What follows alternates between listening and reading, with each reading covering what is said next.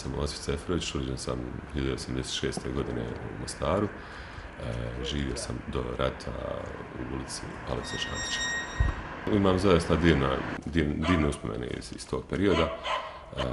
Sjetim se svojih prijatelja, djece sa kojima sam odrastao, škole koje sam išao, 6. osnovna, dakle osnovna škola 14. februar. Sve moje uspomene, prijeratne uspomene su iz te ulice.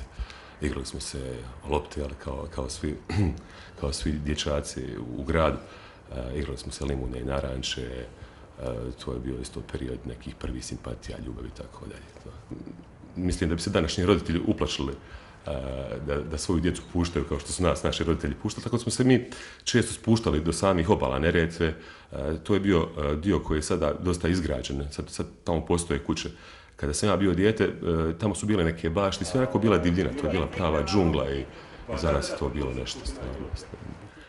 I sve se tu odvijalo nekako između moje kuće i 6. osnovne škole koja je u ovom dijelu Šantićeve, tako kompletan taj dio sa zgradama, i dio gdje se nalazi vrtić, tu se odigravao naš život.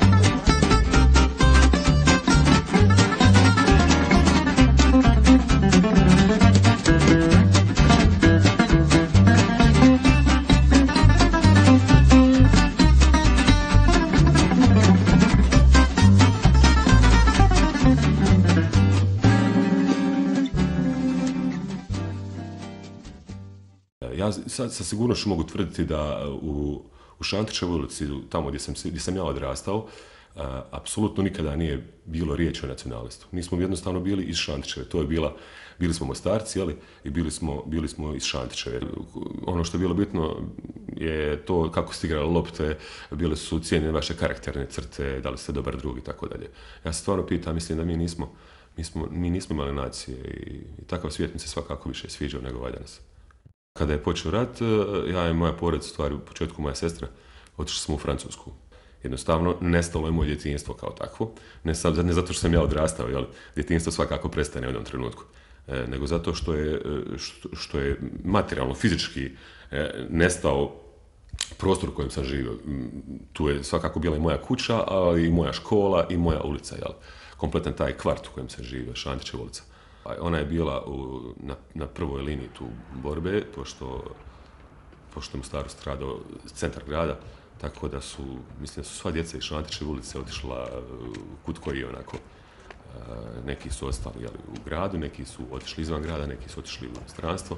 Ja sam bio među tim koji su otišli u inostranstvo. Tako bili smo brutalno izvučeni iz našeg grada, tako da sam se osjećao u Francuskoj, bar u početku, kao neka biljka koja je iščupana iz korijena pa posađena u neko drugo podneblje sa drugom klimom.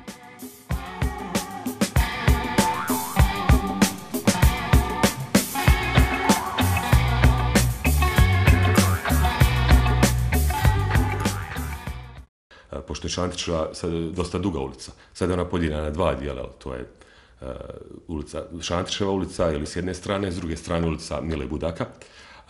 U periodu kada sam ja bio dijete, to je sve bila Šantićeva ulica Alekse Šantića, poznatog mostarskog pjesnika. Samim tim što imam ulicu u gradu koja je zvala ulica Mile Budaka, Mile Budak kao ministar obrazovanja i vjere, čini mi se, u Nezavisnoj državi Hrvatskoj, to mi se čini isto kao poruka današnjim ministrima obrazovanja na bilo kojem nivou i bilo koje nacionalnosti, sasvim svejedno, da se ugledaju na Milu Budaka.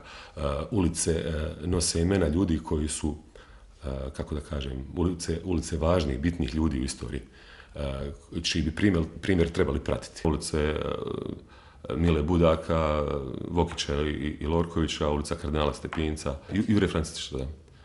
Pa šta da vam kažem, Mile Budak ili Vokić i Lorković, na primjer, mislim da su oni bili ministri u vladi NDH.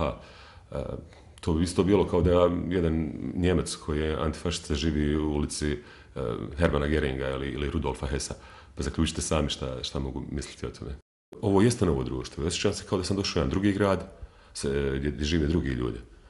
I tako dosta se nelagodno osjećam. Pa Mostar poslije rata u stvari nekako mi se čini da je strategija koja se provodi u Mostaru od strane političara, jeli?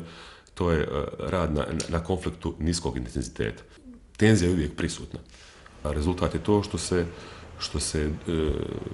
što se priča o drugom i drugačijem, što je samo po sebi suludo.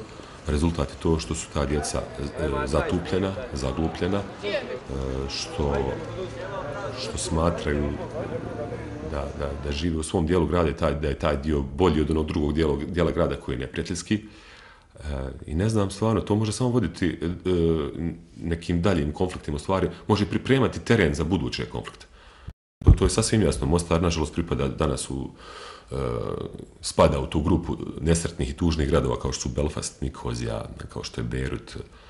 I svi ti podijeljeni gradovi, to su u stvari nesretni gradovi gdje svako malo se nešto desi i vrlo su rijetke pozitivne vijesti iz takvih gradova. Čitavu bivšu Jugoslaviju u odnosu na ostale zemlje iz istočne Europe, tako da skratim, zadesila su dva talasa promjena.